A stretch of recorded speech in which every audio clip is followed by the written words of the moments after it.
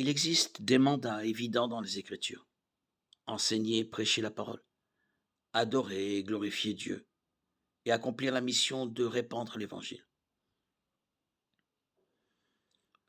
Mais comment exactement ces choses sont-elles classées par ordre de priorité dans l'Église?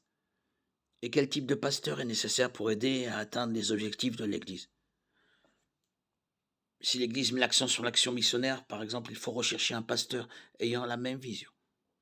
Si l'Église se sent particulièrement appelée à s'occuper des enfants, des pauvres, des personnes âgées ou des populations immigrées locales, le leader potentiel doit avoir un cœur pour ces ministères.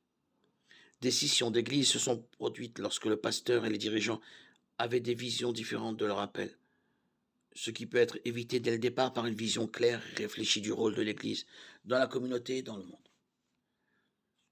Avant toute tentative de remplacer un pasteur, les responsables doivent analyser objectivement les raisons de son départ.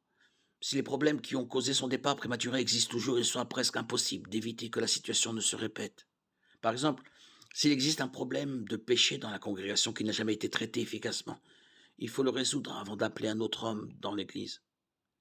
L'apôtre Paul a eu affaire à un groupe de personnes extraordinairement pécheresses dans l'Église de Corinthe, qui étaient continuellement divisées et en proie à des conflits. Ils étaient égoïstes, désordonnés et mondains. Le péché souillait à la table du Seigneur.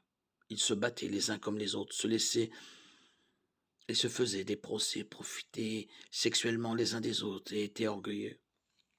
Demander à un nouveau pasteur de venir innocemment dans une église dont les membres ont un tel comportement est terriblement injuste et ne pourrait aboutir qu'à un autre départ pastoral douloureux.